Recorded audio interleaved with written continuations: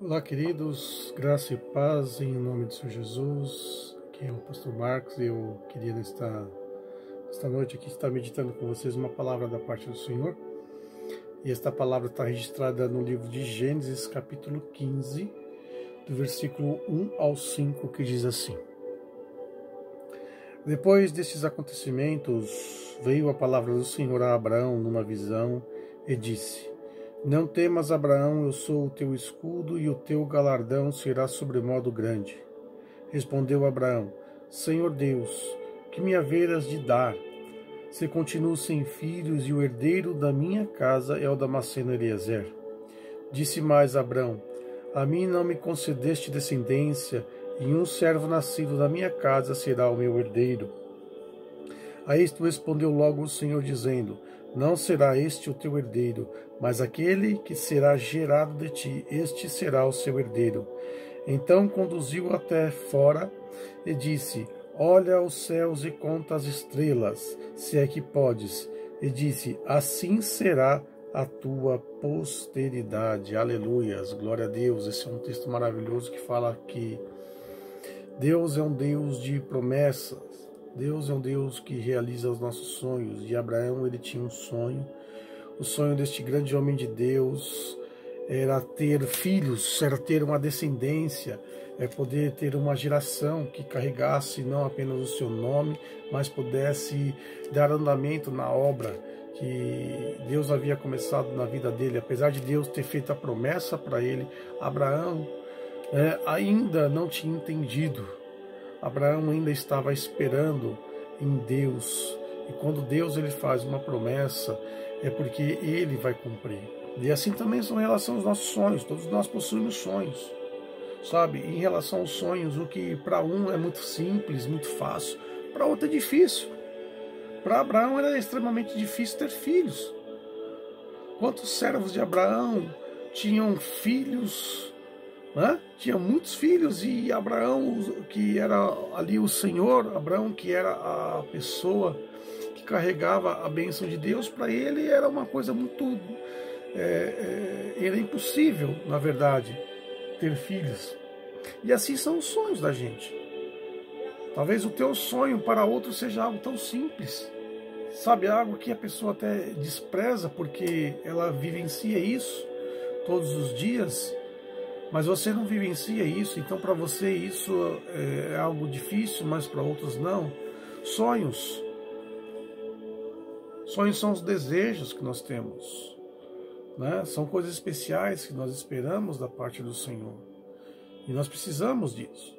Veja só, na Bíblia nós vemos pessoas que possuíram sonhos, e independente de tudo, o que nós temos que entender com essas pessoas é que o tempo não pode matar o teu sonho. Veja só o caso de Caleb, por exemplo. Todos nós conhecemos a história deste homem de Deus chamado Caleb, que ele era um dos príncipes que foram escolhidos por Moisés para percorrer toda a terra de Canaã. Ele, Josué e mais 10 homens, 10 príncipes, 10 pessoas escolhidas, cada um representando uma tribo, cada um representando ali um dos filhos de Jacó, uma das tribos de Israel, né, dos filhos de Jacó, das 12 tribos, saíram e percorreram a terra, e viram que a terra era boa, provaram dos frutos da terra, viram o quanto a terra era produtiva, e quando chegaram e relataram para Moisés, 10 tiveram medo, 10 ficaram com medo dos gigantes, 10 então começaram a impor barreiras, problemas, mas Caleb e Josué Caleb falou não, vamos lá, vamos conquistar a terra, né? Em outras palavras, eles viraram para Moisés, demorou, vamos junto, vamos lá, vamos conquistar. E nós sabemos pela história que por causa disso, o povo então teve que aguardar mais 40 anos no deserto para que toda aquela geração de incrédulos, todos eles tivessem que ser recolhidos e Deus levantasse uma nova geração para poder habitar, possuir a terra prometida. E Caleb, por causa de outras pessoas, teve que aguardar 40 anos da sua vida para conseguir realizar o seu sonho, porque Moisés havia prometido para ele. prometido que a terra que ele pisou, a terra que ele viu, seria para ele como possessão. Então eles tiveram que ficar ali. E Caleb ficou ali. E do contrário, aqueles 40 anos não foram para Caleb, sabe, motivo dele estar se esfriando no seu sonho, não foi. Se você olhar lá em Josué, no capítulo 14, do 6 ao 14, Caleb vira para Josué e fala: Josué, você não se lembra? Você estava comigo no dia que Moisés falou que a terra que eu pisei ia ser minha. Agora, olha, estou com 85 anos, mas a minha força é como naquele dia, quando eu tinha 40 anos. Eu quero a minha posse, eu quero tomar posse do meu sonho.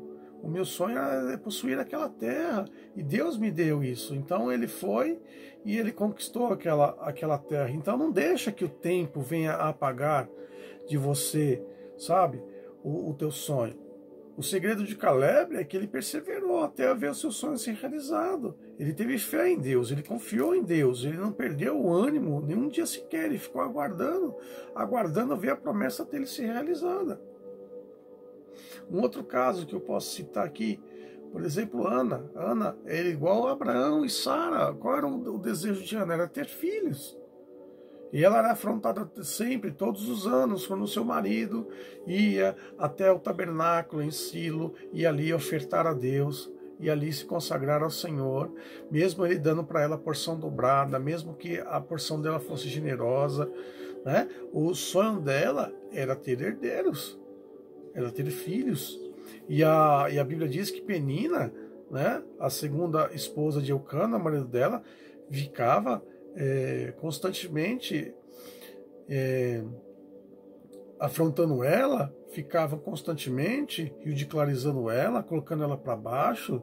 Isso fazia que ela ficasse triste, ela ia adorar ao Senhor triste, coração amargurado, tudo, mas ela não desistiu, ela se colocou diante de Deus. O segredo de Ana para realizar o seu sonho foi estar na casa de Deus.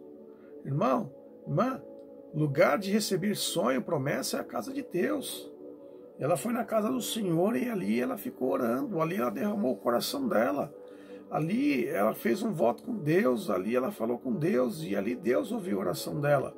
Quantas pessoas hoje em dia não vê os seus sonhos se tornarem realidade, são ridicularizados, são afrontados e em vez de buscar lá no santuário de Deus, como Ana fez, não, desistem. Não, meu amado irmão, minha amada irmã, nós temos que estar indo lá no santuário, na casa de Deus, buscar lá no altar do Senhor. No altar do Senhor é lugar de buscar a nossa promessa, ver o nosso sonho se tornando realidade.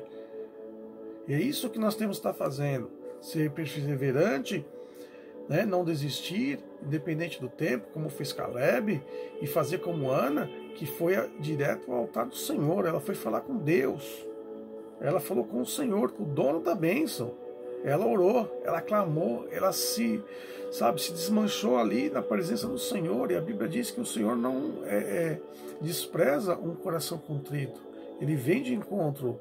O Senhor, quando vê um coração contrito, ele vai ver esse coração, ele vai derramar a bênção. E assim foi com Ana. Ana fez essa promessa maravilhosa com Deus.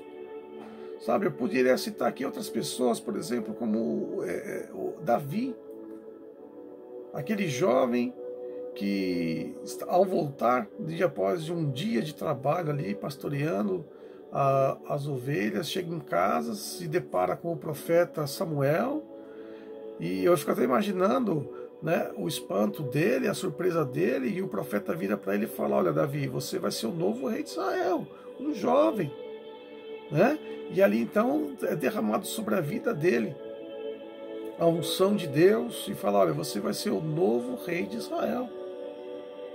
E Davi teve que aguardar muito tempo, Davi teve que ser preparado, Davi foi lapidado, sabe? Davi, ele foi jurado de morte por Saul, perseguido durante muitos anos. E houve um momento que Davi, que as pessoas que se chegavam a Davi eram pessoas amarguradas, eram pessoas endividadas, pessoas marginalizadas pela sociedade. Imagine você ter uma promessa de você ser o rei, de você ser o líder, de você ser alguém grande para a nação.